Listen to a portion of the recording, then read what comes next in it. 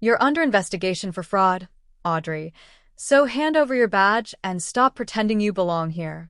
My manager, Travis Cole, said that to me in a glass conference room at Mercer Ridge Finance while my stepmother sat beside HR with her arms folded like she had already inherited my father's company and my place in it. 2 weeks later, the same people who watched me walk out with shaking hands could only go pale and stare when the call I made to my real employer started playing over the speaker in front of the entire board. As always, before we dive into a story with an ending that's going to feel really satisfying for you, let's do a quick roll call. Type present and the city you're watching from in the comments. For everyone who has liked and subscribed, I pray that God makes your problems easier, widens your provision, and keeps your body healthy. Thank you, my friends. Now listen carefully to my story. Before I tell you how my own manager tried to bury me inside my father's company, I want you to picture something for a second. Imagine being the daughter everyone underestimates on purpose, the one they smile at in public and quietly try to remove in private. That was me, and the worst part was that by the time they made their move, they really believed I was alone. My name is Audrey Mercer, and if you had seen me on that Monday morning, you would never have guessed that the company logo on the glass doors downstairs carried my last name. I didn't look powerful. I looked tired. I was wearing a plain navy blouse, low heels, and a tan coat I had owned for 4 years. I carried my laptop bag on one shoulder and a paper cup of coffee in my hand because our office machine made coffee that tasted like burnt cardboard. I was 27, had dark blonde hair I usually tied back because I hated it falling into my face while I worked, and I had gotten very used to people looking right through me. That was not an accident. My father, Leonard Mercer, built Mercer Holdings from one regional trucking company into a network of finance, logistics, and property firms spread across 3 states. He liked to say he trusted numbers more than applause. He also believed family and business should be handled with discipline, which sounded noble until you lived inside it. When I was little, he was warm in small, careful ways. He showed up to my school concerts late but always came. He brought me books from airports because I loved reading more than parties. He taught me how to read a balance sheet before he taught me how to drive. My mother, Susan, used to joke that I would probably ask for tax records before I ever fell in love. Then she got sick when I was 14, and our house changed in a way that never really changed back. My mother passed away after a long, brutal illness that nobody in our family knew how to talk about. My father buried himself in work. I buried myself in being useful. I got good grades, stayed quiet, and learned how to read adults by the tension in their shoulders and the way they paused before speaking. That was when I became the kind of daughter people call easy because she doesn't demand much. What they really mean is she learned how to survive without taking up too much space. 3 years after my mother died, my father married Cheryl. Cheryl Mercer was polished in a way that made everything around her look slightly dusty. She always smelled expensive. She always knew which fork to use, which donor dinner to attend, which side of a photograph to stand on. She had a daughter from her first marriage named Brooke, who was 2 years younger than me and somehow always managed to look like she had just stepped out of a commercial for a perfect life. Brooke had soft chestnut hair, white teeth, and a smile that could look warm from across a room and cruel up close. She called me UD, in that fake affectionate way people use when they're trying to make ownership sound like closeness. My father never asked me if I liked either of them. He told me we were a family now, which, in his mind, settled the matter. To be fair, I tried. I really did. I showed up to family dinners. I helped Brooke edit applications and cover letters when she bounced between jobs. I remembered Cheryl's birthday. I sat through endless conversations about centerpieces, charity boards, and the image of the family. But there was always this thin sheet of glass between us. We smiled. We ate together. We never really touched the same truth. The truth was that Cheryl saw me as unfinished business from my father's first life. And Brooke saw me as an obstacle. I might have endured that quietly forever if it had stayed inside the house. But my father made a decision that changed everything. When I finished graduate school, instead of handing me some shiny title at headquarters, he called me into his office and told me he wanted me to work in one of the mid-level subsidiaries under my own performance. You'll learn more if people don't spend the whole day bowing to your last name, he said, leaning back in his chair, fingers steepled. I want you where mistakes cost something. I want you to understand this company from the floor, not just from the boardroom. I sat there with my notebook in my lap and nodded even though I knew exactly how that sounded. Like a test. Or maybe a warning. Who will know? I asked. Only a few people, he said. Legal. One person in HR at parent level. Me. And George. George Lang was my father's oldest friend, the chairman of Mercer Holdings, and one of the only people in his world who had ever spoken to me like I was a person before I was an heir. My father continued, your direct office won't know. You'll be listed under the Executive Development Program. You'll report as assigned. You'll work. You'll prove yourself. And Audrey, don't tell Cheryl. Don't tell Brooke. Not until I decide the timing is right. That part made me look up. He met my eyes for only a second. That was enough. Even then, I understood that my father loved control so much that he thought secrecy was protection. Maybe sometimes it was. But in families like mine, secrets don't stay neutral. They turn into tools. Still, I agreed. Because I loved him. Because I wanted him to be proud of me. Because I wanted, in some pathetic daughter part of myself, to earn my place in a house I had been born into. So I began working at Mercer Ridge Finance, one of our lending and risk assessment branches in downtown Ashford, under a modest title in operations analysis. No special office. No family privilege. No protection except what my work could build for me. That was where I met Travis Cole. Travis was 32, smart, clean-cut, and careful with his image. He had sandy brown hair, an easy professional smile, and the kind of calm voice that made people trust him before they should. When I started, he was a department manager with a reputation for keeping teams efficient and clients happy. He never raised his voice. He never forgot a birthday. He knew how to look reasonable even while cornering somebody. At first, I respected him. He praised my work without overdoing it. He gave me difficult files. He liked that I caught discrepancies others missed. Once, after I stayed late to fix a forecasting model someone had quietly ruined, he stood by my cubicle and said, "You notice patterns faster than almost anyone here." I still remember how that felt. Because if you spend years being treated like a background object at home, basic respect can feel almost intoxicating. I was careful, though. I didn't flirt. I didn't confide much. I went home, called my father once a week, and kept my head down. Then my father had a cardiac episode. The official phrase from the hospital was that it was serious but stabilized. The practical truth was that it knocked the center of our family system sideways. He survived, but recovery was slow. He stopped coming into the office. His calls got shorter. His fatigue was obvious even when he tried to hide it. And somehow, in the silence created by his weakness, Cheryl's voice got louder. At first it showed up in small ways. She started asking more questions at dinner about what was happening across the subsidiaries. She mentioned board members by first name like they were old friends. She began saying things like, "Your father needs people around him who reduce stress, not create new uncertainty." Once, over roasted chicken and green beans at the long dining table, she looked at me and asked, "How is your little office job going?" I knew that tone. Soft enough to deny.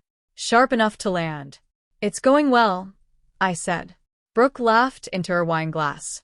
"I still can't believe Dad has you doing spreadsheet work when you've always acted like numbers are your love language." "I do like numbers," I said evenly. She smiled wider. That wasn't a compliment. My father looked tired that night. He didn't stop her.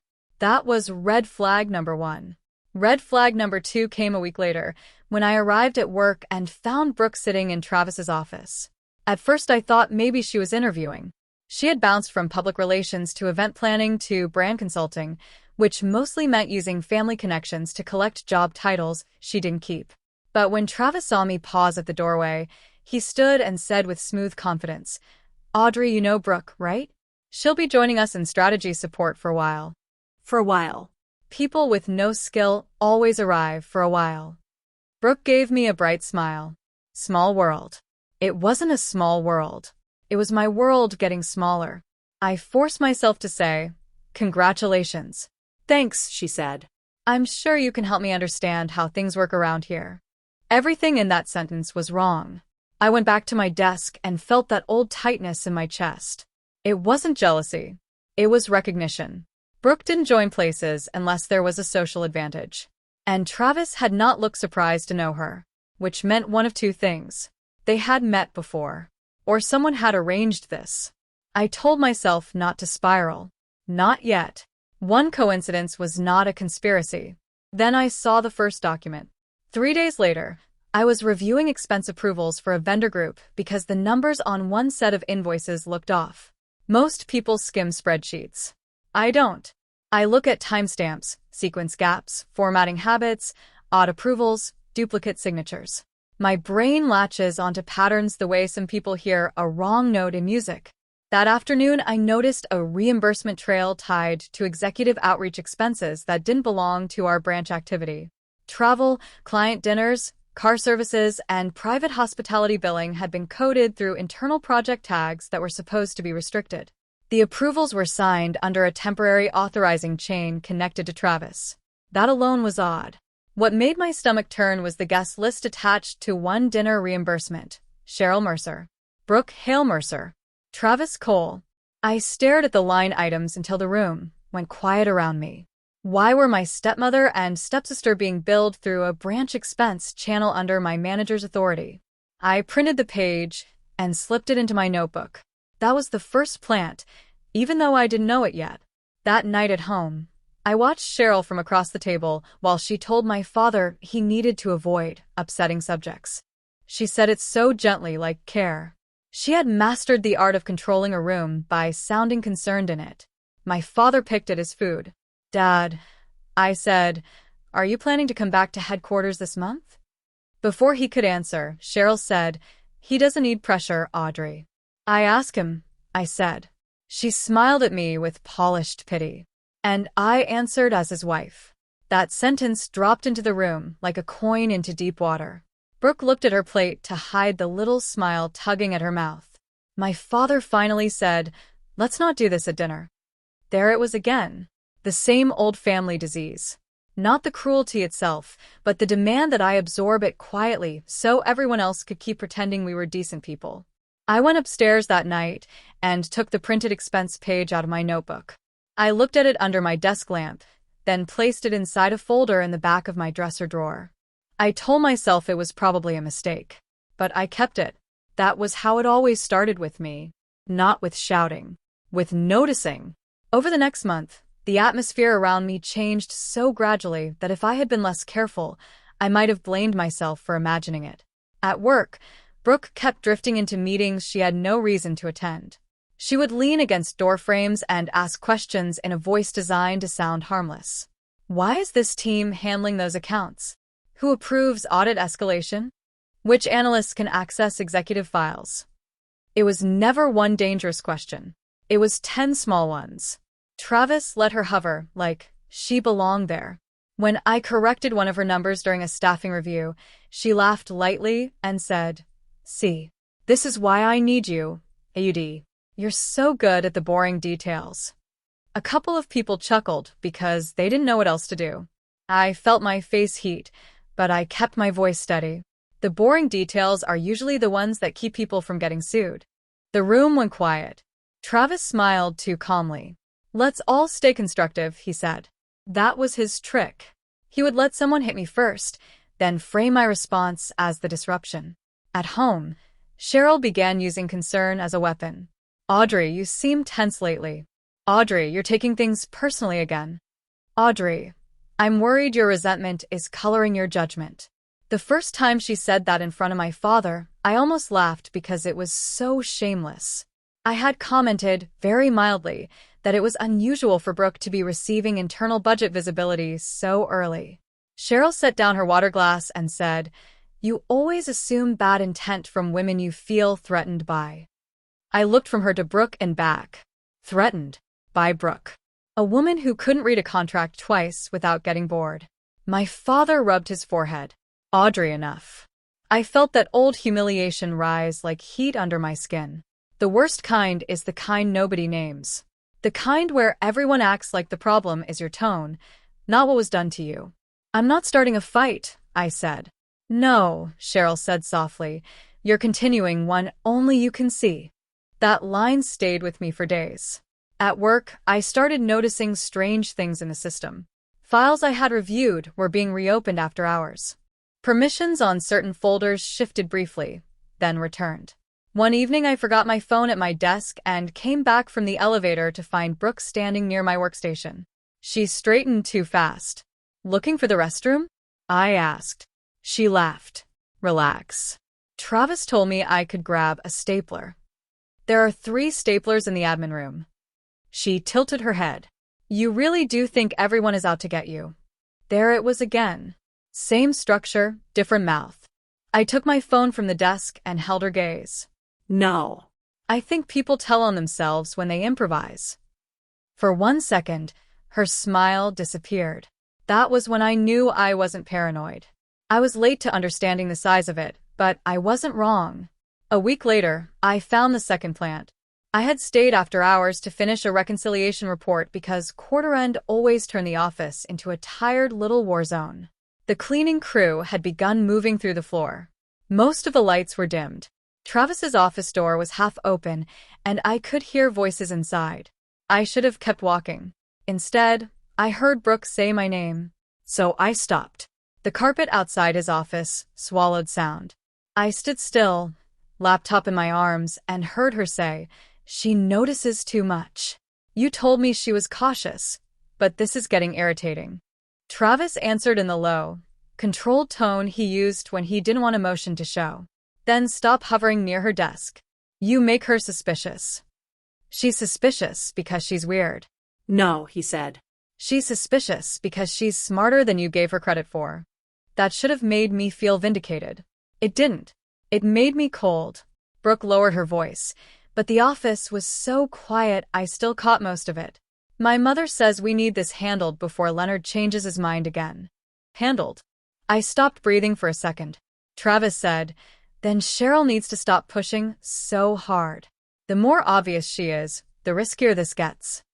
I thought you had control of your team. I do, he said. What I don't have is control over your family's drama. Their voices dropped after that, too soft to catch clearly. But I had heard enough. I backed away slowly and walked all the way to the elevator before my knees started shaking. In the parking garage, I sat in my car and stared at the steering wheel. My father changes his mind again. About what? A position? A transfer?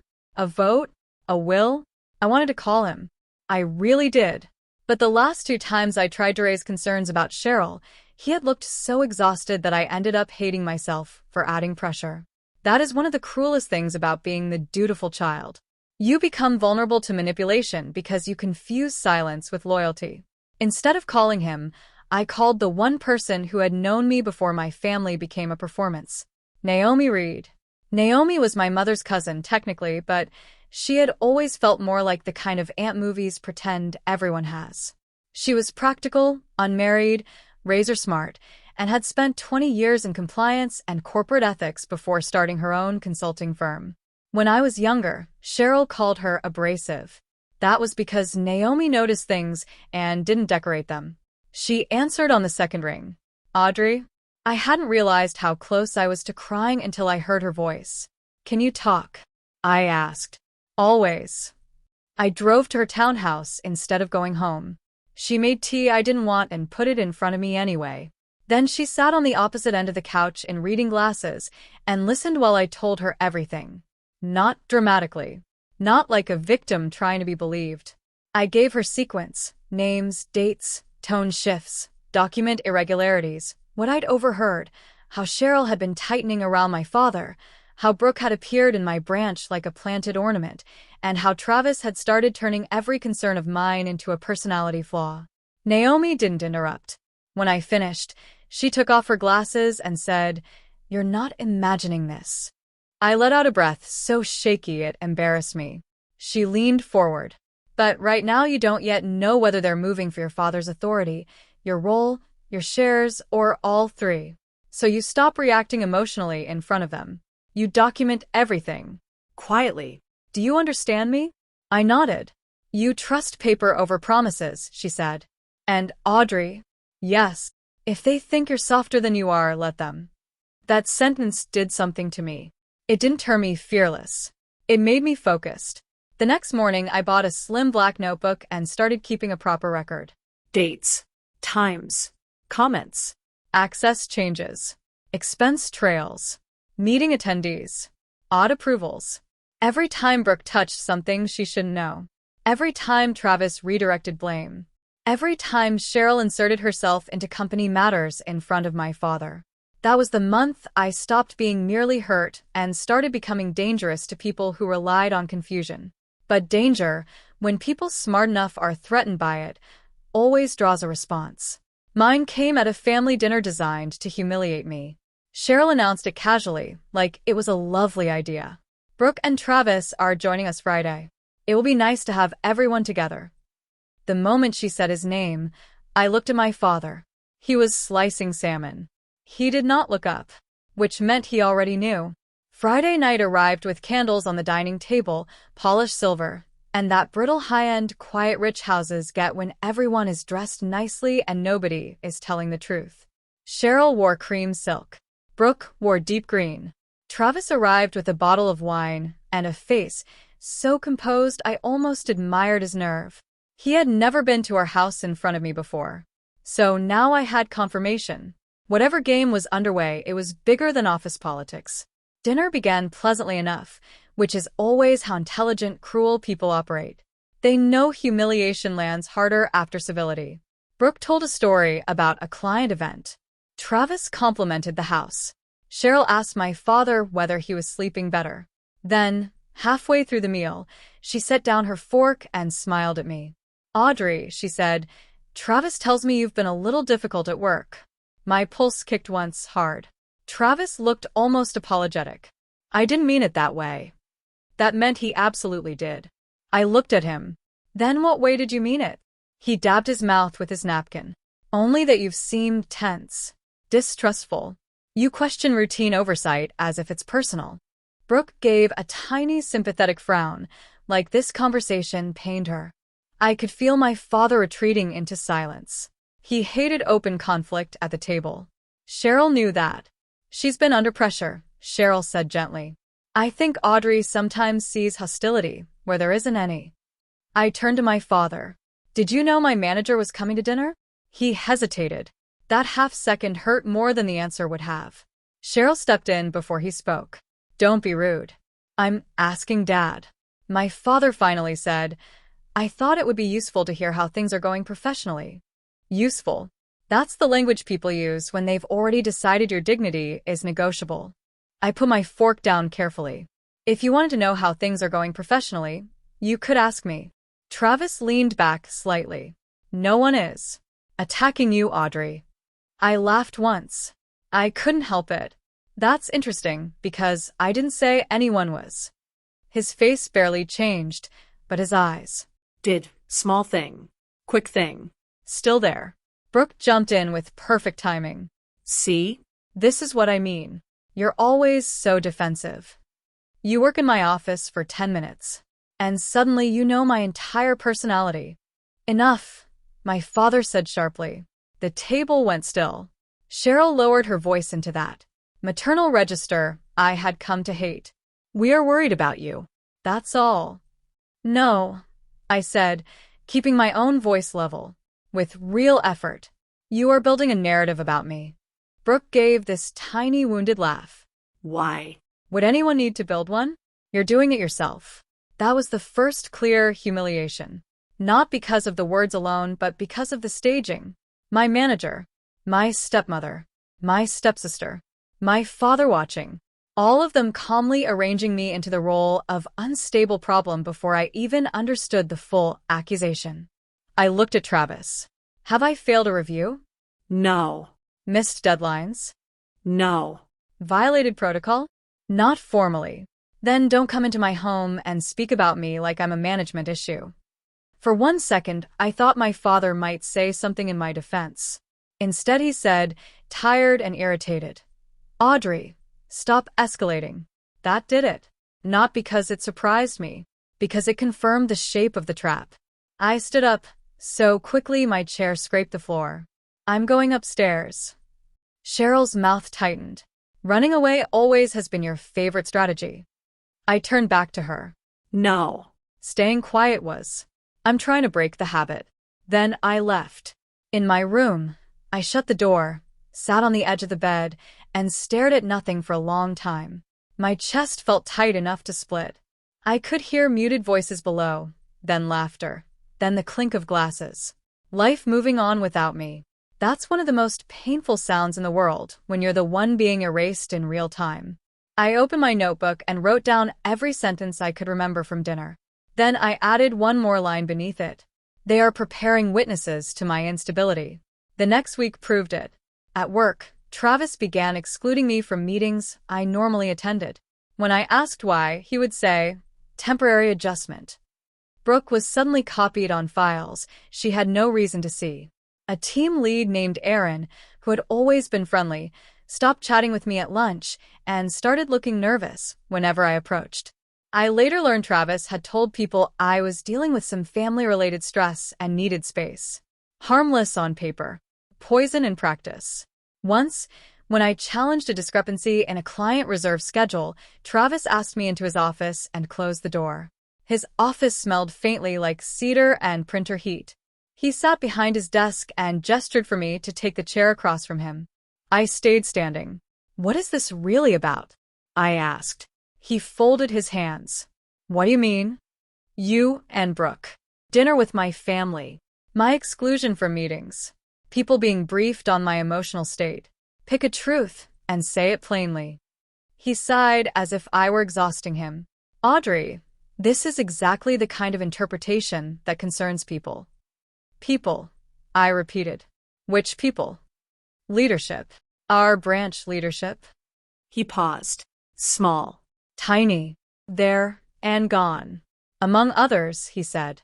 I looked at him and saw, all at once, what made him dangerous. Not temper. Not stupidity. Confidence. He believed he could define reality inside any room he occupied. You're trying to make me reactive, I said quietly. His expression changed for the first time. Not much. Just enough. I'm trying to protect the team, he replied. From what? He leaned back. From volatility. That word hit me so hard I almost smiled. Volatility. A woman notices irregularities, refuses to be patronized, and suddenly she is not observant. She is volatile. You know, I said, the problem with choosing that kind of word too early is that later people start asking what justified it. He gave me a measured look. Take the rest of the day if you need it. There it was. The fake concern. The soft shove. The attempt to make me leave my own position voluntarily so the story could become, Audrey became unstable and pulled away. I didn't take the bait.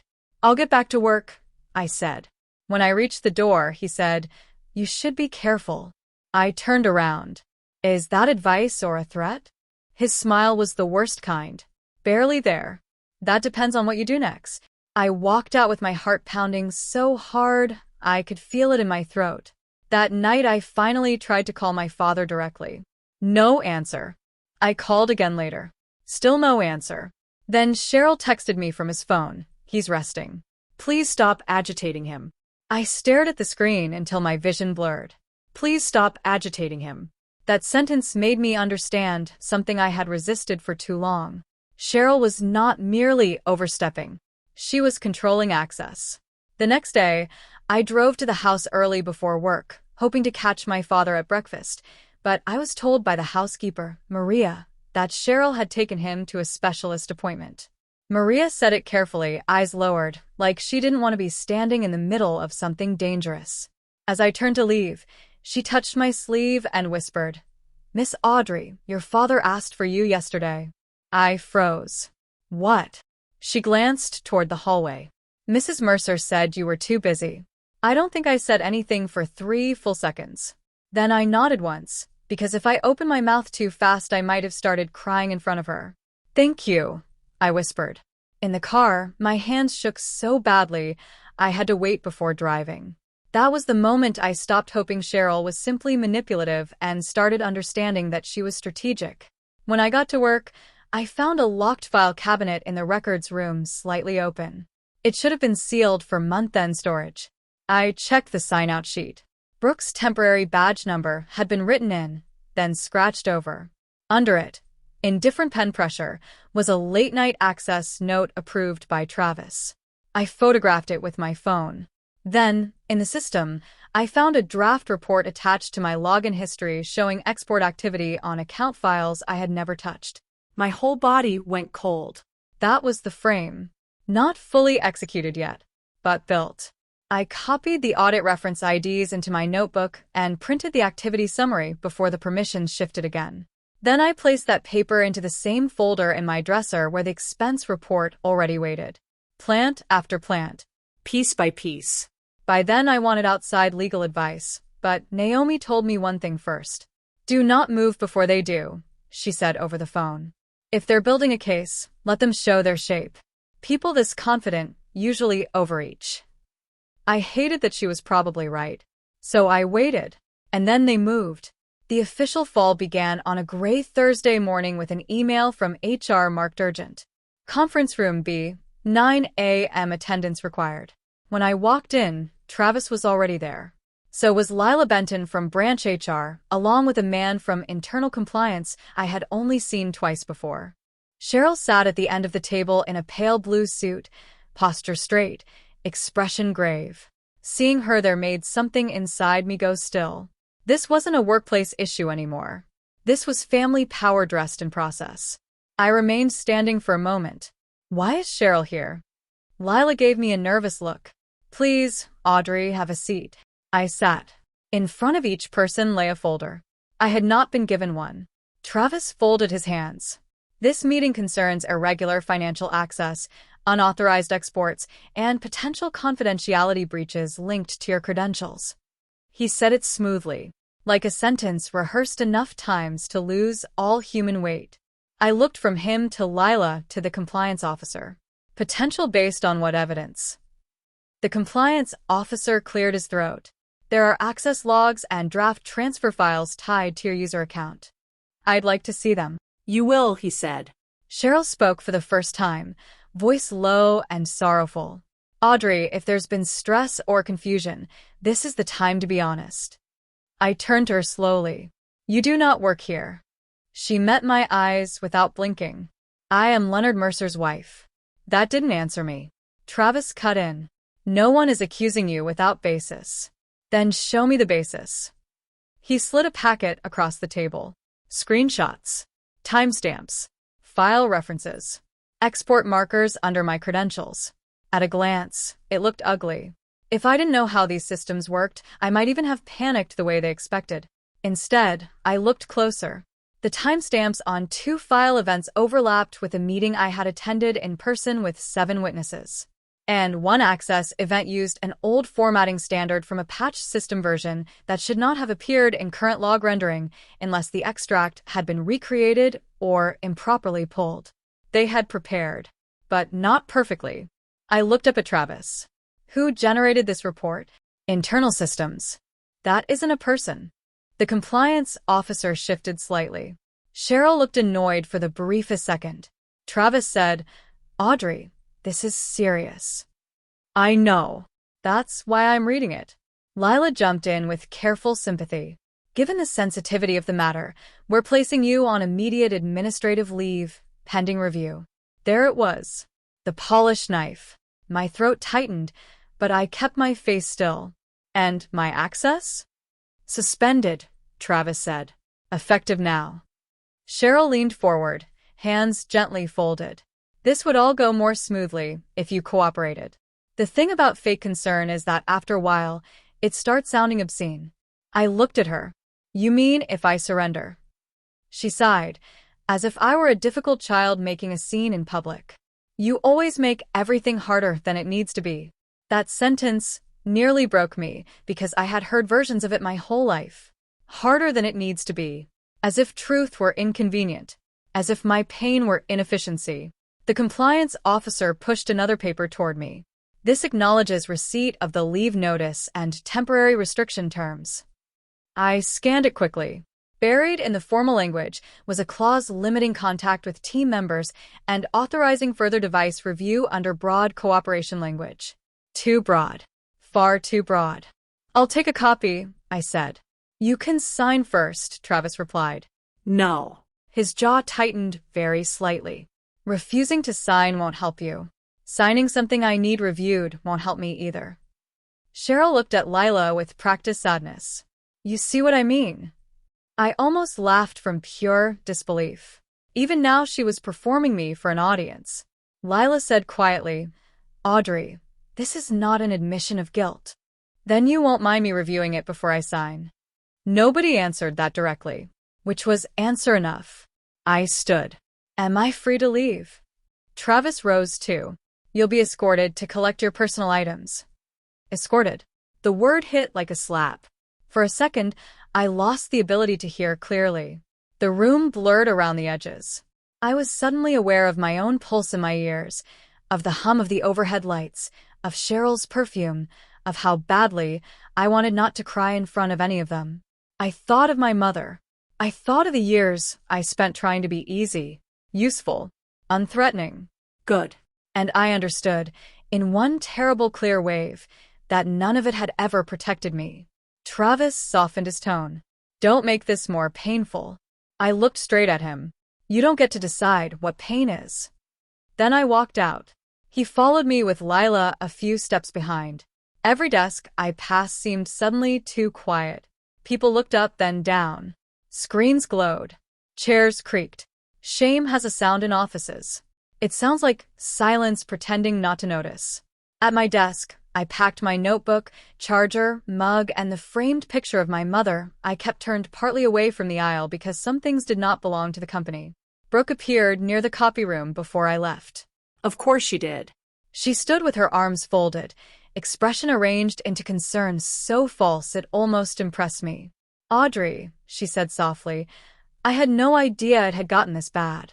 I turned to face her fully. Then you should stay away from bad liars. It rubs off. Her eyes flashed, but only for a second. You need help. No, I said. I need distance from people who think polished cruelty counts as intelligence. Travis stepped in. That's enough. I picked up my bag. For now, maybe. Then I walked to the elevator with my badge dead in my pocket and my dignity hanging on by the thinnest thread. Outside, the air felt too cold. I stood on the sidewalk staring at the building where I had worked so hard to be taken seriously, and for one humiliating moment, I genuinely thought I might be sick. My phone buzzed. A text from Cheryl. Please come home this evening. Your father wants to discuss next steps calmly as a family. I stared at those words. Calmly as a family. There are invitations that are really traps. You can feel it in your bones before your brain catches up. Still, he was my father. So, I went. That evening, the house felt wrong the moment I stepped inside. Too quiet. Too arranged. The living room lamps were on. A folder sat on the coffee table. My father was in his armchair near the window, looking older than I had ever seen him. Cheryl sat on the sofa beside Brooke. And next to the mantel stood a lawyer I recognized from one of the company's outside firms. My stomach dropped. This was not comfort. This was ceremony. Audrey, my father said, voice strained. Sit down. I remained standing. Why is there a lawyer here? Cheryl answered first, naturally. Because things have become serious. My father closed his eyes briefly, as if the room itself exhausted him. There have been concerns raised that affect the company and the family. I looked at him. Did you raise them? He didn't answer immediately. That pause told me everything. Not that he believed I was guilty. Worse. That he was too weak, too managed, or too afraid of chaos to stop what was being done. The lawyer opened the folder and spoke in a neutral voice about temporary restrictions, reputational risk, and the advisability of avoiding interference with ongoing internal review. Then he mentioned something that made my blood run cold. Given the current circumstances, he said, there is also discussion of postponing your anticipated observer participation in upcoming Mercer Holdings governance matters. Observer participation. My father had never told Cheryl or Brooke directly, but somehow they knew enough. This was not just about my branch job. They were cutting me off from the path he had set for me inside the company. I looked at my father. You told them. His face tightened. I told Cheryl only what was necessary. Cheryl placed her hand over his wrist. Leonard is trying to protect everyone. I could barely breathe. Brooke leaned forward, voice soft and poisonous. Maybe this just proves you weren't ready. That sentence landed harder than the suspension, because it reached all the way back into the daughter part of me that had spent years trying to be enough. I looked at her. You really think this is about readiness? She lifted one shoulder. I think some people are born for pressure, and some people crack under it.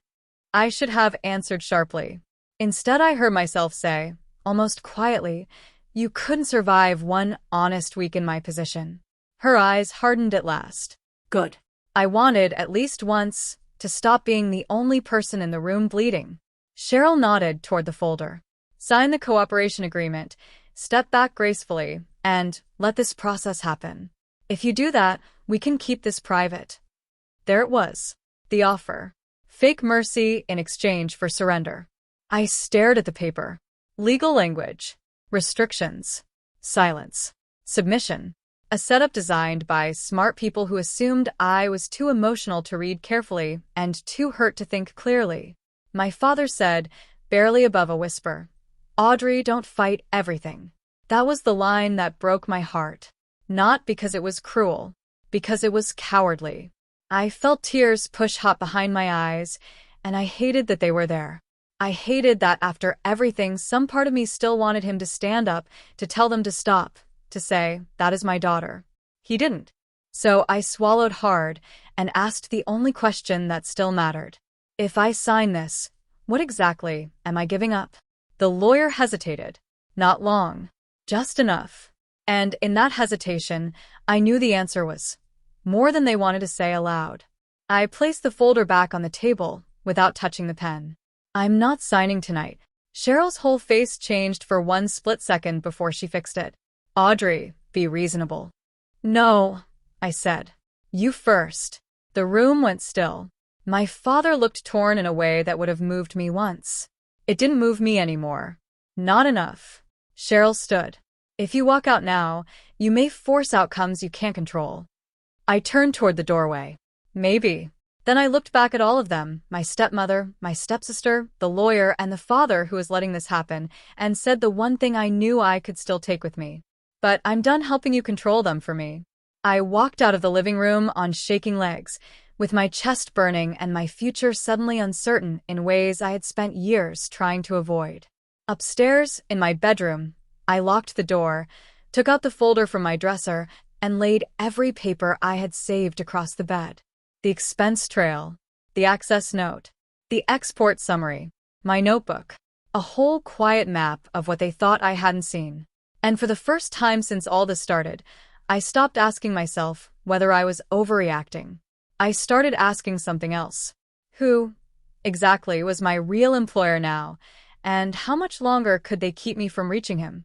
I barely slept that night. I lay on top of my blankets in the room I had grown up in, fully dressed, with my lamp still on, and the folder spread across the bed beside me like a second nervous system. Every few minutes I would reach for one page, stare at it again, and put it back down as if the act of rereading could make the betrayal less real or the strategy more obvious. It did neither. Around 3 a.m, I stopped trying to make myself rest and started doing what I did best when people wanted me confused. I organized. I made 3 piles across the comforter. One for workplace irregularities, one for family interference, one for timeline crossovers. Then I opened my notebook and rewrote everything in sequence, stripping out emotion and leaving only verifiable points. Dates. Access windows. Meeting witnesses. Reimbursements. Overheard statements. My father being blocked from me. Cheryl texting from his phone. Brooke's presence around restricted records. Travis's language about volatility. The leave notice. The cooperation agreement. When I finished, the story looked uglier than it had in my head. That helped. Pain blurs things. Structure sharpens them. At 6:30, before anyone else in the house was fully awake, I packed a small suitcase and left. I didn't slam doors. I didn't leave a note. I carried the folder, my laptop, and a week's worth of clothes out through the side entrance, while the kitchen still smelled faintly like coffee Maria had started brewing for a household that had become unrecognizable to me. She saw me in the back hall and froze. "Miss Audrey," she whispered. I gave her a sad little smile. "I'm okay." She looked like she wanted to say more, then glanced toward the front of the house. "Be careful." That was all. But sometimes the shortest warnings are the truest. I drove straight to Naomi's townhouse. She opened the door in running shoes and a gray sweater, took one look at my face, and stepped aside without asking any theatrical questions. "You left," she said. "Yes." Good. I followed her inside with my suitcase, rolling softly over the floorboards. The place smelled like black coffee and lemon cleaner. Naomi liked order without fuss. Her house was full of books, clean surfaces, and exactly one throw pillow that looked as if it had been chosen under protest. We sat at her dining table with my papers spread between us. She read in silence for almost 20 minutes. Every now and then she would tap a fingernail against a line item or make a small note in the margin with a mechanical pencil. I watched her face because I didn't trust my own hope. I knew enough to see a pattern. I needed someone outside the family machine to tell me whether that pattern could survive contact with people who knew how these systems really worked. Finally, she set down the last page. "Well," she said. That one word made me sit up straighter. "Well, what?" "Well, first, this isn't random. Second, they're using a mix of narrative conditioning and procedural pressure.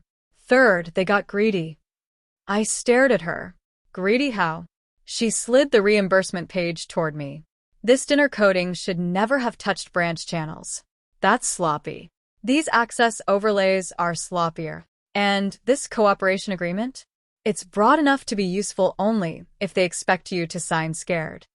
I let out a breath. "So, I'm not crazy." She gave me a flat look. "Audrey, you need to retire that question.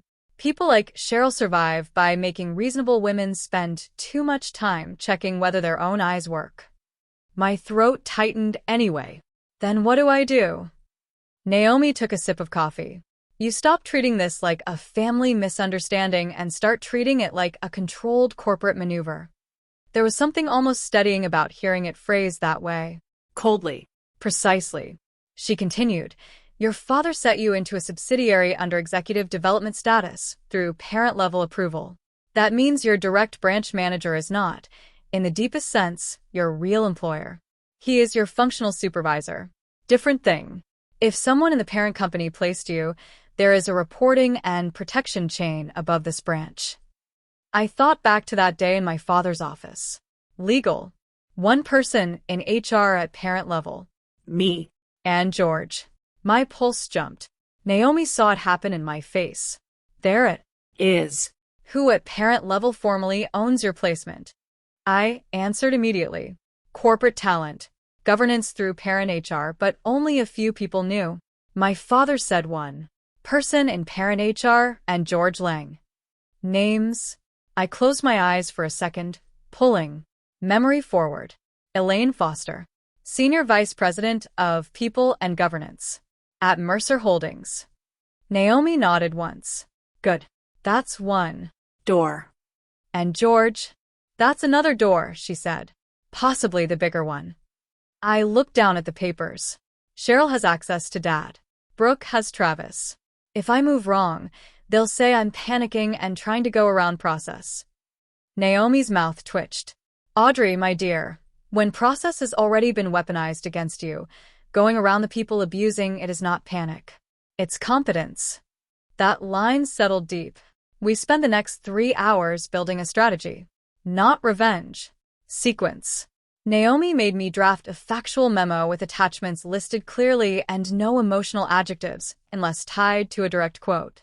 She edited every sentence that sounded hurt instead of useful. By the time we finished, the document read like something stronger than grief. It read like a warning from a witness who understood timing. At the top, she made me write, Request for immediate parent-level review of placement integrity, access manipulation, and conflict of interest exposure. Then she looked at me and said, "Now you call your real employer." I stared at the phone in my hand.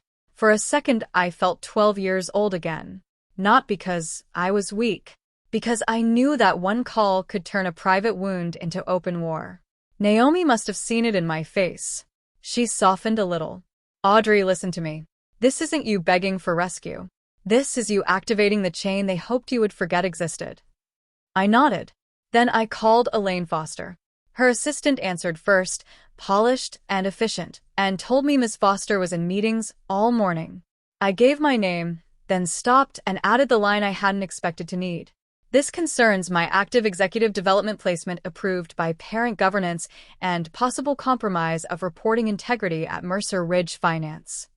The assistant's tone changed immediately. "One moment, please." I was on hold for less than 20 seconds. Then a calm female voice came on the line. "Audrey." Elaine Foster sounded exactly the way I remembered from 2 brief meetings years earlier. Controlled, intelligent, and not easily charmed. "Yes. I was told this is urgent." "It is." She didn't ask me to go through an assistant or submit a form. She said, "Can you speak freely?" I glanced at Naomi. "Yes." "Then I'm listening." I told her. Not everything in full detail because phone lines are for framing, not dumping. But enough. My placement. The secrecy around it. My father's illness. Cheryl's involvement. Brooke's sudden arrival at my branch. The expense trail. The manipulated access logs. The administrative leave. The broad cooperation document. The fact that Cheryl, a family member with no formal role in the branch, had been present in the disciplinary meeting. Elaine stopped me there. "She was in the room?" "Yes." "With branch HR and compliance?" Silence. Not long. Just long enough to tell me that detail had landed exactly where it should. "Send me everything you have," she said at last. Now. Securely. "I'll send a transfer link in the next 2 minutes. Do not sign anything further. Do not surrender personal records you preserved independently. Do not contact branch staff except through counsel or as directed. And Audrey." "Yes. Until I tell you otherwise, consider this matter no longer local." When the call ended, my whole body felt strange. Not relieved, exactly. Relief requires safety. I didn't feel safe yet. I felt the axis tilt. Naomi nodded slowly. "Good." I swallowed. "Is it good?" "It's movement," she said. "For now, that's enough." By noon, the secure link arrived. We uploaded everything with a clean index. By 1:30, Elaine's office confirmed receipt. By 2, Naomi had reached an outside employment and governance attorney named Daniel Hart, who agreed to review my leave documents that same afternoon. Daniel was in his early 40s, sharp-featured, dark-haired, and annoyingly calm in the way only very prepared lawyers can be. His office sat above a bank downtown, all clean lines and framed certificates, but unlike many corporate attorneys I had met around my father, he spoke like a human being before he spoke like a profession. After reading the leave notice and the cooperation agreement, he circled 2 sections with a pen. "These clauses are overbroad for routine administrative review," he said. "This one especially." He tapped the page. "What does it do?" I asked. "In practice? Potentially lets them argue non-cooperation later while also limiting your ability to communicate and frame your own defense. It's a pressure document." Naomi gave me a look over the rim of her glasses. "Not I told you so. Worse. I knew you'd need to see it from someone else before you believed it." Daniel continued, "That doesn't prove a conspiracy. But combined with a family member's presence in the meeting and your supporting records, it supports concern about process contamination." Concern. That was legal language for exactly what I was beginning to understand. "They wanted me isolated," I said. "Yes," he replied simply. "And fast." That was the first moment in days that my anger felt cleaner than my hurt. Not bigger. Cleaner. Daniel recommended that all future communication go through him or in writing, that I preserve my device metadata, and that I avoid any dramatic confrontation with my family until parent-level review made its first move. Then he said, "There's something else." "What?" "If your father's health is changed and his wife has been controlling physical or communication access, you may also have governance risk at the holding company level independent of your employment issue." Naomi and I looked at each other. Because of course this wasn't just about me being humiliated out of a branch. If Cheryl was bold enough to interfere with my placement, block my father's messages, and attach Brooke to strategic channels she hadn't earned, then this had likely always been about succession influence. Daniel saw my expression and nodded. "You need to start distinguishing personal betrayal from institutional risk.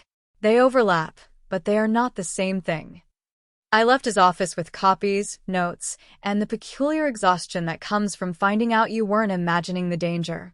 Validation sounds nice until you realize it confirms the danger was real all along. The next morning, I woke up on Naomi's guest bed to a text from Cheryl. "Come home. Your father is very upset by the story you're creating around yourself." I stared at it. The story you're creating around yourself. Gaslighting has a rhythm when you've heard it enough times. It always tries to relocate the source of chaos from the act to the person naming it. I handed the phone to Naomi over breakfast. She read it and snorted once. "Delete nothing. Screenshot everything." I did. An hour later, parent HR requested a video call. Elaine was there, along with Mercer Holdings' general counsel, a gray-haired man named Victor Hale, who looked like he had not been surprised by human ambition in at least 20 years. Elaine went straight to the point. "We have opened a parent-level integrity review into your placement, local handling, and possible reporting compromise. This remains confidential for now," Victor added, "until we complete initial verification. You are not to treat branch compliance as the sole authority over your position. Your development placement originated at the parent company. That chain remains active." There it was. The answer hidden inside my story title. Though I hadn't fully understood it myself at first. My manager had tried to strip me using branch power, but my real employer was above him.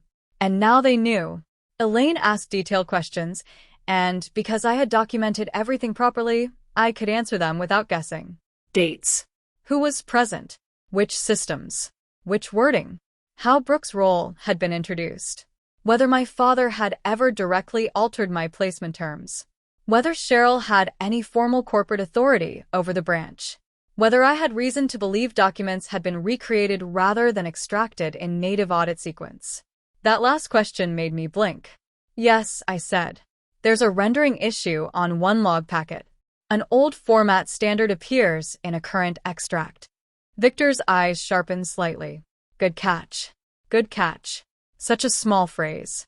I had spent so many years being treated as the emotional daughter, the too sensitive one, the inconvenient witness, that even being spoken to like a competent professional felt unfamiliar in my bones. When the call ended, Elaine said one more thing. "Audrey, do not underestimate how useful your calm is making this." I sat in silence for a while after the screen went dark. Naomi stepped into the doorway of the guest room. "How do you feel?" I answered honestly, like I'm either recovering or about to be hit by a truck. She nodded. "That's about right." The next 3 days were brutal in a quieter way. I wasn't at the office. I wasn't at home. My regular routines were gone. It turns out that even a toxic structure leaves an outline inside you when it's removed. I woke up reaching for deadlines that no longer belonged to me. I checked the clock at hours I used to present weekly reports. My body stayed prepared for attack even in a quiet house with clean sheets and no one waiting downstairs to smile at me with a knife hidden in concern. That was my rock bottom. Not dramatic collapse. Disorientation. I cried in Naomi's laundry room on the second day because I found one of my mother's old scarves in my suitcase and realized I had packed it without thinking. I sat on the cool tile floor with the scarf in my hands and cried hard and silently so nobody would hear me through the wall. When I came out 20 minutes later, Naomi handed me a glass of water and said nothing at all. That kindness nearly undid me more than the crying had. By the fourth day, movement started again. Elaine's office requested a second set of materials, this time focused on my original placement terms. I dug through old encrypted emails and found the parent-level onboarding memo from 18 months earlier.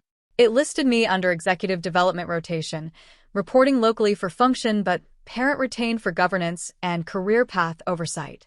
My father had signed off. George had countersigned. Elaine's department had formally lodged the placement. I printed 3 copies. That document was not emotional comfort. It was oxygen. Then came the first truth that flipped the narrative. Victor called me directly at 11 in the morning. "We've verified a discrepancy," he said. I sat up straighter on Naomi's sofa. "What kind?" The branch compliance packet used to justify your leave included reconstructed log views prepared outside standard native pull sequence. My fingers tightened around the phone. "In plain English?" I asked. "In plain English," he said. "Someone used manipulated reporting presentation to make the access story cleaner than the native system supported." Cleaner than the native system supported. My eyes filled so fast I had to blink hard. "So they altered it." "Be careful with words," he replied. "What I can say now is that the packet you were shown does not match the native audit history in all respects." That was enough. More than enough. He continued, "Also, your credential trail overlaps with verified in-person attendance windows exactly as you flagged." I closed my eyes. Every woman who has been told she is overreacting knows the specific, almost painful relief of hearing an authority say, "No, you saw correctly." My voice came out unsteady anyway. "Thank you." "We're not finished," Victor said. "But you were right to escalate." After the call, I sat very still. Naomi came in from the kitchen and looked at my face. "What?" I laughed once through sudden tears. "The logs. They don't hold." She nodded like she had expected that. "Good." I pressed the heel of my hand against my eyes. "I hate that I still need someone else to confirm what I know." "That will fade," she said. "Especially once you start living in rooms where truth isn't treated like aggression." I thought about that for the rest of the day. Rooms where truth isn't treated like aggression. Maybe that was what a new life really starts as. Not romance. Not revenge. Better rooms. It was around then that Daniel introduced me to someone else I would not have expected to matter. Her name was Julia Bennett. No. Not Bennett. Julia Reeves. She was a forensic accounting specialist Daniel sometimes used for corporate review support, and she had the kind of mind that made complicated schemes look embarrassingly simple once she laid them out. She was in her 30s, wore dark suits with no jewelry except a watch, and spoke in plain sentences even when discussing fraud pathways and access governance. We met in Daniel's office over coffee and stacks of printed records. Within 15 minutes, Julia had highlighted a pattern I hadn't fully seen because I was too emotionally close to it.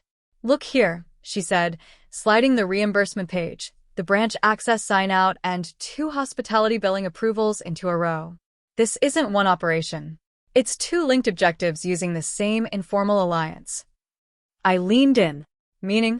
"Objective 1, she said, tapping Travis and Brooks' access overlap, "was to create narrative and procedural grounds to remove you locally." Then she tapped Cheryl's coded hospitality and governance timing. "Objective 2 was influence building around parent succession and board visibility while your father was medically weakened." Naomi gave a low whistle. Julia continued, "Brooks' insertion into the branch wasn't just social positioning. It created a family-aligned witness inside your workspace." Travis gave the move operational cover. Cheryl supplied motive and senior family pressure. That's not random opportunism. That's coordinated role distribution. My whole spine went cold, because once she said it that way, I could see the architecture of it.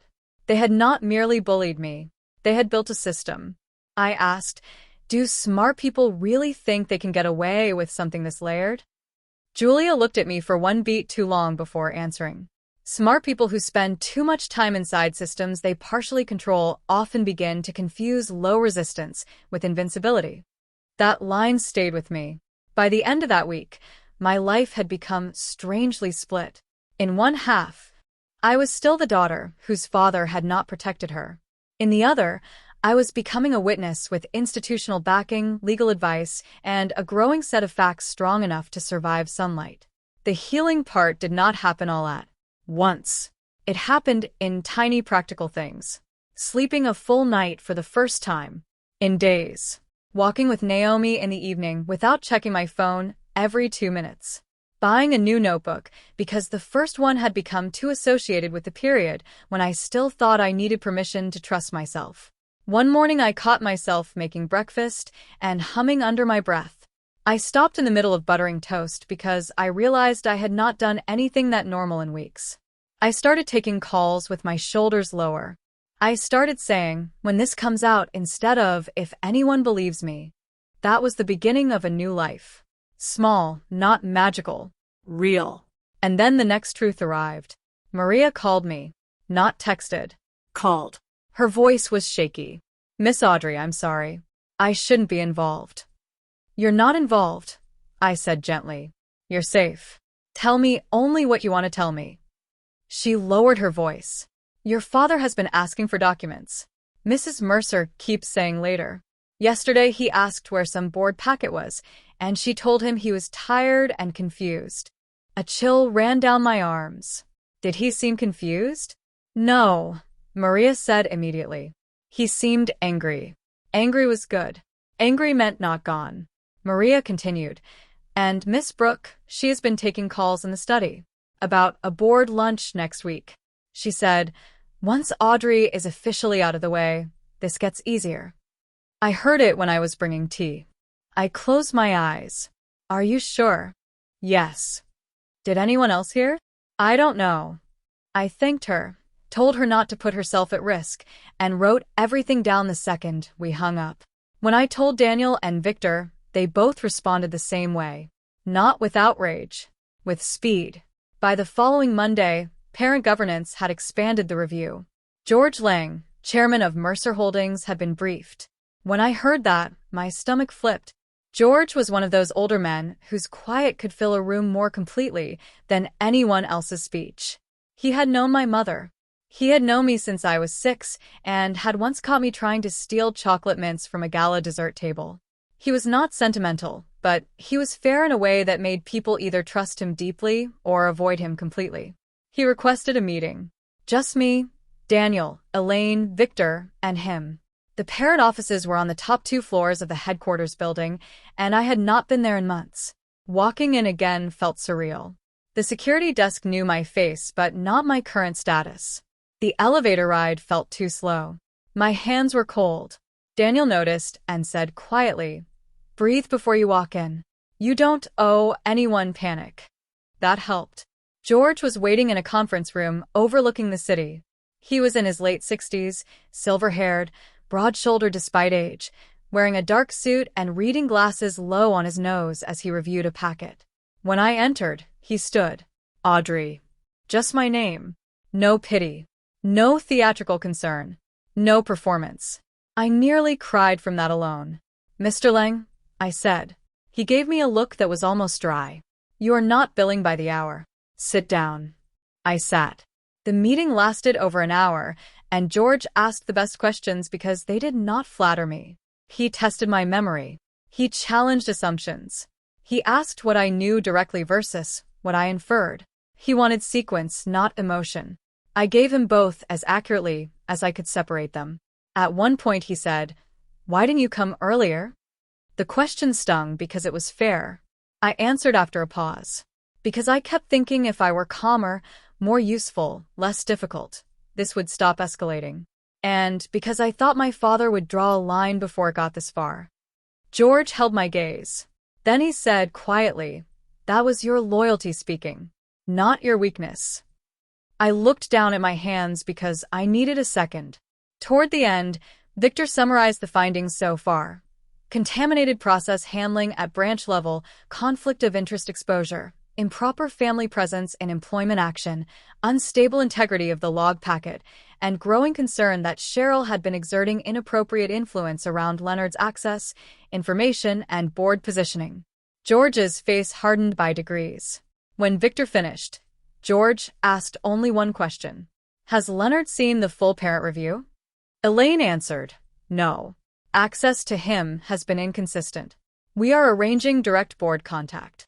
George leaned back in his chair, took off his glasses, and looked at me.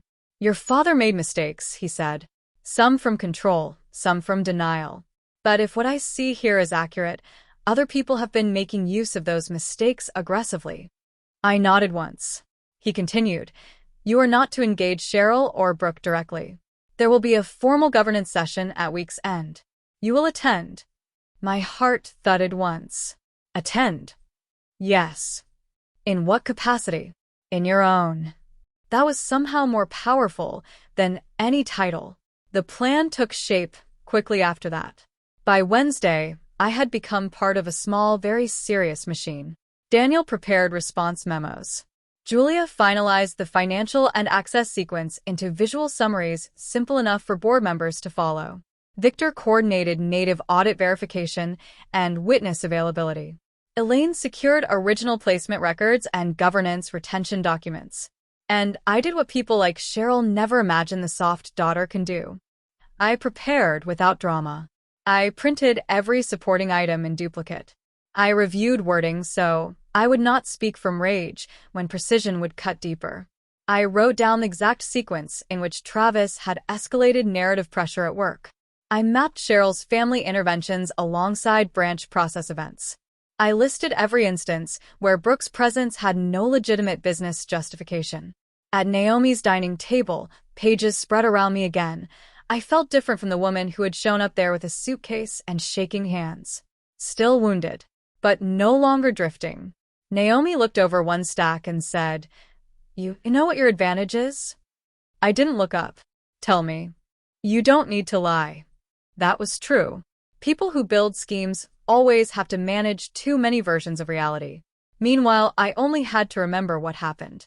On Thursday afternoon, Daniel called with one more update. There will be a board and governance session tomorrow at headquarters, he said. Limited attendance. Your father will be there. Cheryl has also been informed because of the concerns tied to her conduct. Travis and Brooke have been requested for questioning sequence. I sat very still. Requested? In language they can't gracefully refuse. My mouth went dry. Will I have to speak in front of all of them? Yes. I looked out Naomi's kitchen window at the smaller boxes on the sill and forced myself to breathe evenly. Daniel's tone softened. You don't need to perform, Audrey. You only need to be exact. That night, I laid out my clothes the way some people lay out armor. Charcoal dress. Black blazer. Simple earrings. Hair back. No softness they could misread as fragility, but no costume either. I wasn't dressing as a conqueror. I was dressing as the woman they had tried to mislabel. Before bed, Naomi came to the guest room doorway with a mug of chamomile tea she knew I hated. I'm assuming this is not about taste, I said. No, she replied. It's about ritual. I took the mug. Are you coming tomorrow? Only as support logistics. Daniel takes point legally. You take point factually. I nodded. She hesitated, then said, Your mother would have been furious. I looked at her. Naomi's eyes softened. And proud. I had to look away after that. The next morning, the city looked washed clean by overnight rain. Headquarters was colder than usual, or maybe that was just my nerves. Security directed us to the executive conference level. Outside the boardroom, assistants moved quietly, doors opened and shut, polished shoes crossed carpet. Expensive calm. Corporate danger always looks expensive from the outside. Daniel stood beside me near the wall and reviewed the order one last time. Victor opens with process findings. Elaine confirms placement chain. Julia walks the financial overlap. Then you speak to lived sequence and observed conduct. Questions follow. Do not argue with interruptions. Let them reveal themselves. I almost smiled. You make it sound like court. Power is power, he said. The furniture just changes. Then the door opened. Inside, the long boardroom table gleamed under recessed lights. George sat at the head. Victor and Elaine were to his right. Several board members I recognized only by name were already seated. My father was there too, pale but upright, in a dark suit that seemed looser on him than it used to. He looked older than he had even a week earlier, and for one painful second, before anything else, all I saw was my father. Then I saw Cheryl beside him. Perfect posture. Cream jacket. Composed face. Brooke sat farther down the table in navy, spine straight, expression sober. And Travis. Travis looked different from the version of him in our branch conference room. Still controlled, but less at ease. He had probably expected review. He had not expected parent-level containment, board attendance, or me walking in through the main door instead of shrinking into the background. Several heads turned toward me. I took my seat beside Daniel. George looked around the table and said, in his dry, even voice, "Let's begin." Victor started with procedure. He outlined the origin of my executive development placement under parent governance, the branch's limited local authority over my long-term status, and the concerns triggered by the disciplinary handling at Mercer Ridge Finance. He did not dramatize. He did not need to. Precise people can destroy an illusion faster than angry ones. Then he moved to the log issue. Native audit verification does not fully support the reporting packet presented to Ms. Mercer at branch level, he said. Certain rendered extracts were reconstructed outside standard sequence and omitted context material relevant to interpretation. A murmur moved lightly around the table. Travis sat very still. Cheryl did not move at all. My father turned his head slowly toward Victor. Elaine followed by confirming my parent-level placement status and the fact that no family member outside authorized governance had any legitimate role in my branch review. Then she added, the presence of Mrs. Cheryl Mercer during the branch disciplinary meeting was inappropriate and materially concerning. This time the silence landed harder. Cheryl finally spoke, voice perfectly measured. I was there only because Leonard was unwell and I was trying to protect the family from unnecessary scandal. George did not even look at her when he replied. You will have your turn. That tiny dismissal shifted the air. Julia took over next. She projected a clean timeline onto the screen at the end of the room. Expense coding. Brooke's insertion into the branch. Hospitality reimbursements tied to Cheryl, Brooke, and Travis. Access anomalies. The leave meeting. Parent governance timing. It all sat there in black and white, no longer living inside my pain but out in the open where everyone could see its structure. This pattern suggests coordinated role alignment, Julia said.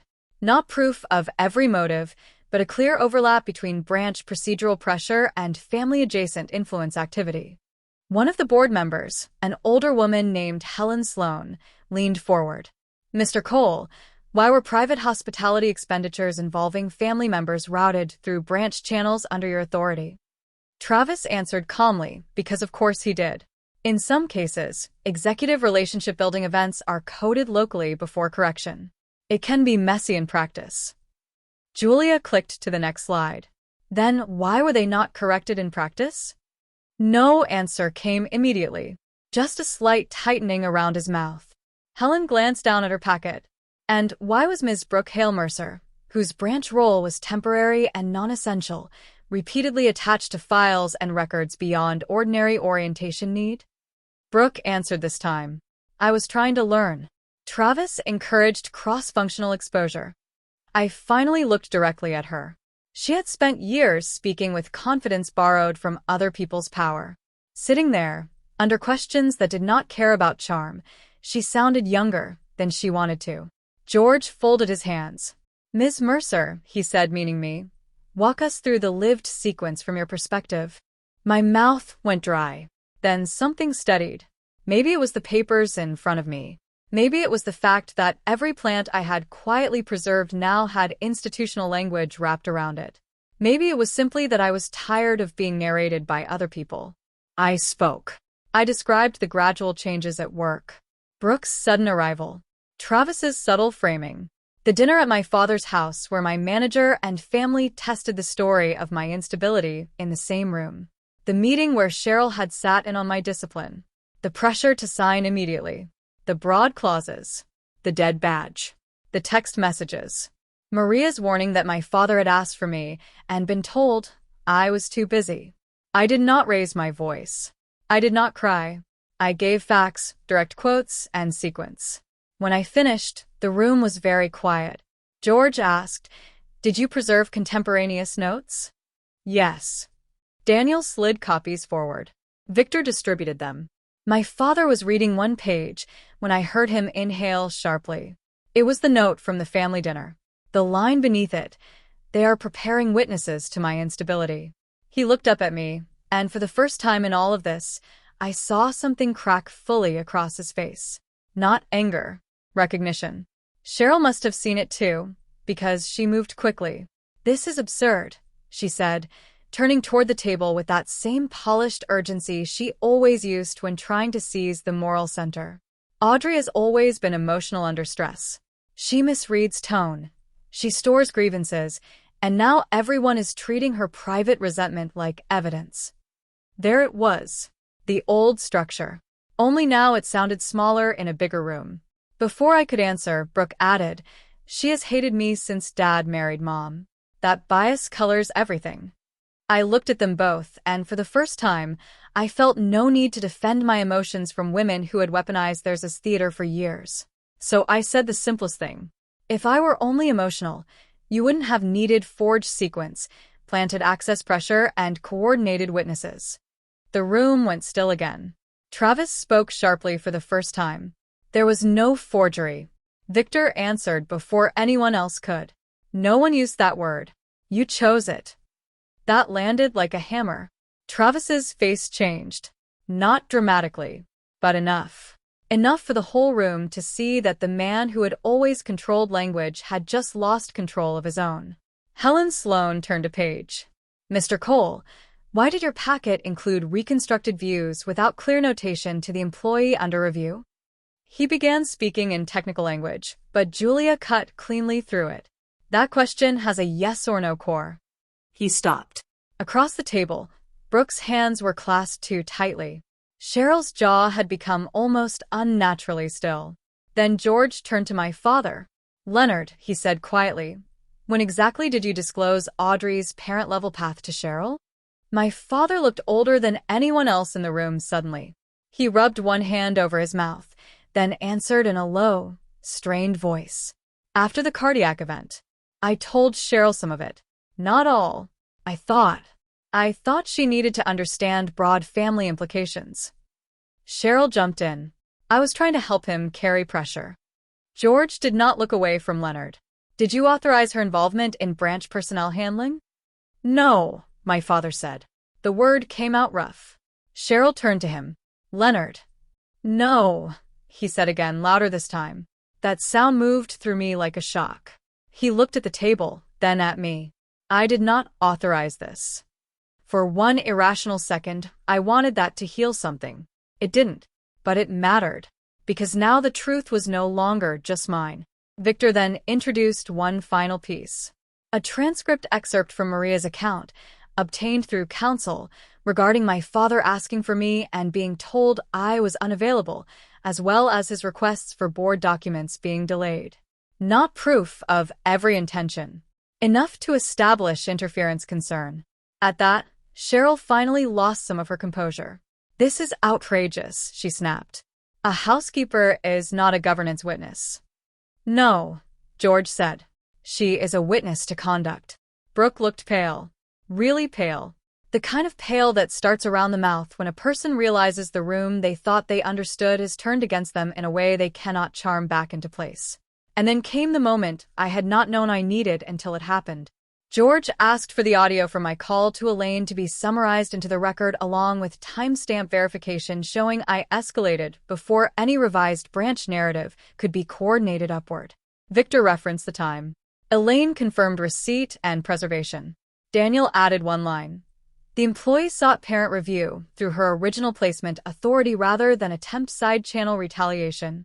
That choice is inconsistent with consciousness of guilt and consistent with procedural self-protection. That was it. The answer to the whole title. My manager said I was under investigation, so I called my real employer. And in that room, with all of them sitting there, that decision became the hinge everything turned on. Questions continued for another 40 minutes.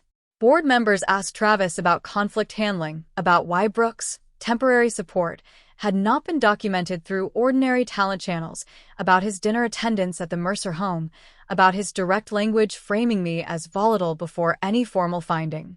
He answered with intelligence, because he was intelligent. But every answer now had to survive context, and smart lies hate context. Brooke was asked about her access, her role, and her board lunch remarks. She denied some, minimized others, and at one point said, "Everyone is twisting ordinary family support into some plot." That might have worked in a smaller room. Not here. Not after the timeline. Not after the packet discrepancy.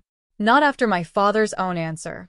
By the time the session paused, Cheryl's carefully maintained image had hairline fractures all through it. She still sat upright, but the polish had become effort. George called a recess. Small groups formed. Papers shifted. Water glasses moved. Nobody laughed. Nobody played neutral. The truth had already crossed the point where politeness could cover it.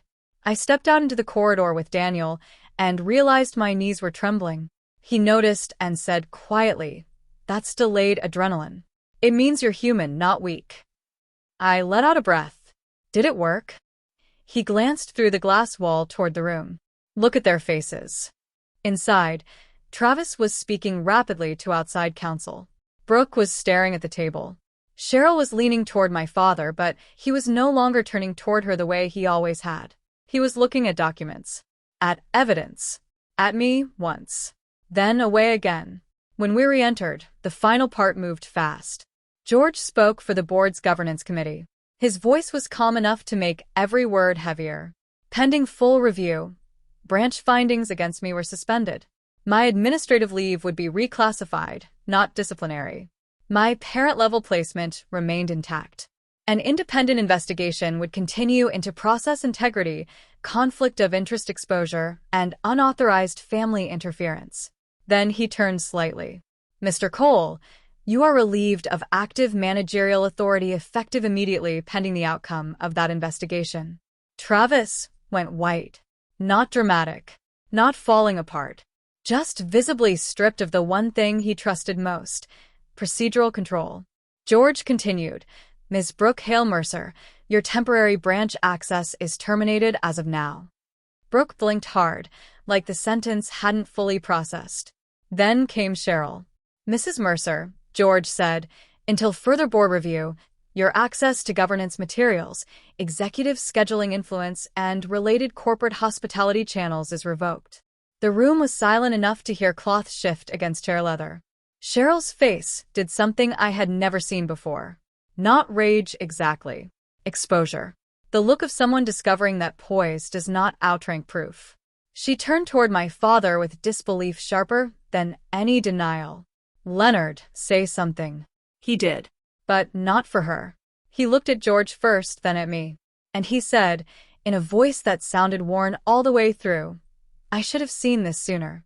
It was not enough to repair everything. It was enough to mark the truth. For the first time, the truth stood right in the middle of all of us, and they couldn't run from it anymore. The weeks after that were quieter than the confrontation, but in some ways even more important. I moved into a furnished apartment on the east side of the city instead of returning to the family house. Small place. 3rd floor. Big windows. Ordinary couch. Grocery store 5 minutes away. It was the first space I had ever lived in that felt fully chosen by me and not assigned by family history. I kept my dishes mismatched on purpose. I bought a plant and nearly killed it the first week because I forgot sunlight mattered as much as water. I laughed when that happened. That laugh felt like recovery. At Mercer Holdings, the review deepened. Travis's email authority was frozen. He later resigned before final termination language could be issued, which everyone pretended was dignified, and everybody knew was not. His professional reputation didn't collapse in one theatrical day, because real consequences for people like him rarely work like that. But it changed. Quietly. Permanently. The kind of change that follows a person from board introduction to board introduction, making future rooms colder. Brooke lost far more than a temporary role. George made sure no governance-facing rotation, strategy observer seat, or internal sponsorship would touch her name again.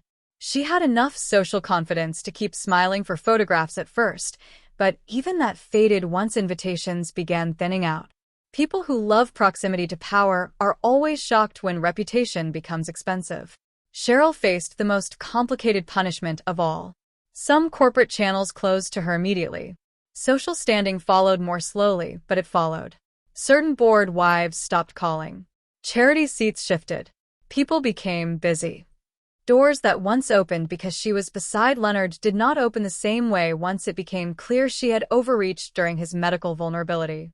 At home, the bigger consequence was simpler. My father moved her out of his direct document flow.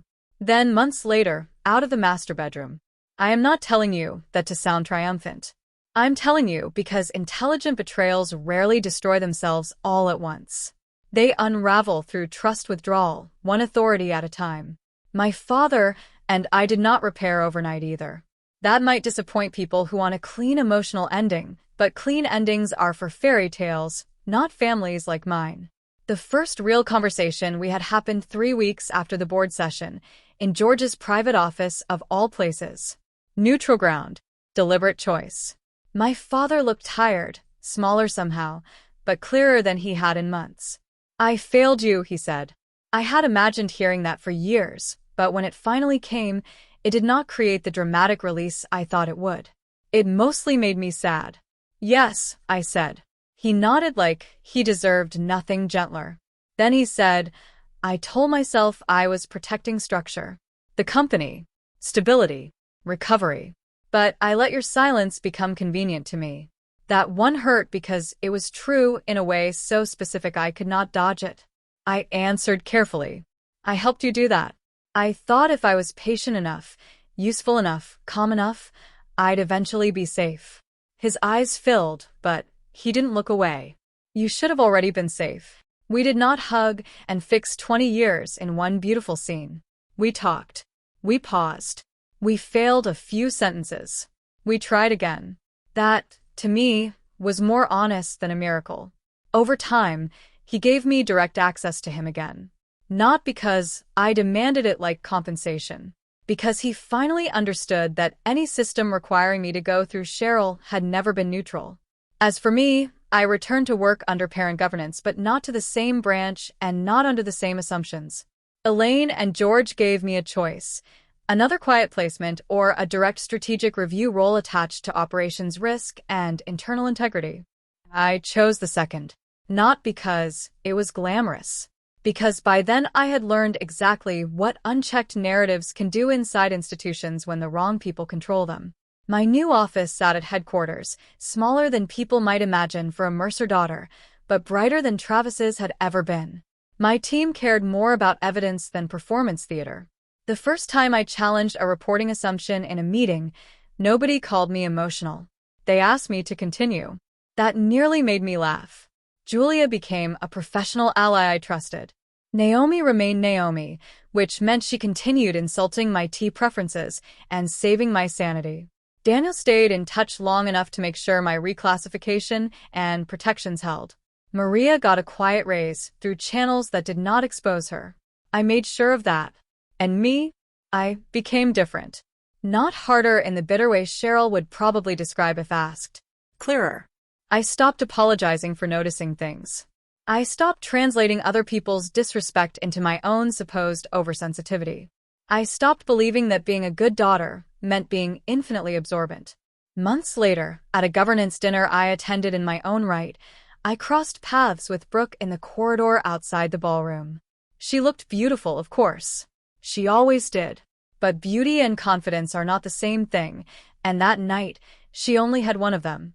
For a second, neither of us spoke. Then she said, very quietly, "You always wanted this." I looked at her and understood that she still needed my ambition to be the explanation because otherwise she would have to face her own choices directly. So I answered, no. I wanted not to be erased. She had nothing to say to that. And that was enough. As for Travis, the last thing I ever heard about him came through Julia months later. He had taken a role at a smaller private firm in another state. Lower visibility, less authority, more scrutiny than before. A career not ended, but narrowed. Again, not dramatic. Accurate. Sometimes the most satisfying consequence is not destruction. It is limitation. The apartment on the east side slowly turned into a home. I framed one picture of my mother and placed it near the window. I learned which bakery on the corner sold the good sourdough on Saturdays. I started sleeping with my phone on the nightstand instead of in my hand. On quiet evenings, I would sit with a blanket and read financial governance briefs the way other people read mystery novels, and once in a while I would stop and realize I felt peaceful. That word used to sound naive to me. Now it sounds earned. If you ask me what the real ending was, it wasn't the boardroom, even though that was the climax. It wasn't Cheryl going pale, or Brooke losing her access, or Travis getting removed, though I would be lying if I said those moments didn't satisfy me. The real ending was the first morning I woke up in my own apartment, made coffee in silence, looked around at a life nobody had staged for me, and understood that I was no longer waiting for permission to trust myself. That was the part one had wanted all along without knowing how to ask for it. Now I know something I wish I had understood much younger. Being pitted can teach you how to disappear. Being underestimated, if you survive it, can teach you where the truth is hiding. And once you learn to follow truth instead of approval, a lot of very polished people start trembling. From everything I went through, I learned that the most dangerous thing manipulative people can lose is control over the story they built around you. If you're in a situation like mine back then, please remember this. Document what you see, trust patterns more than performances, and never let someone convince you that your clarity is the same thing as being difficult. If you've ever gone through something similar or you want to share your own story, write it in the comments below. Don't forget to share this story with your friends, like the video, and subscribe so you don't miss the next stories.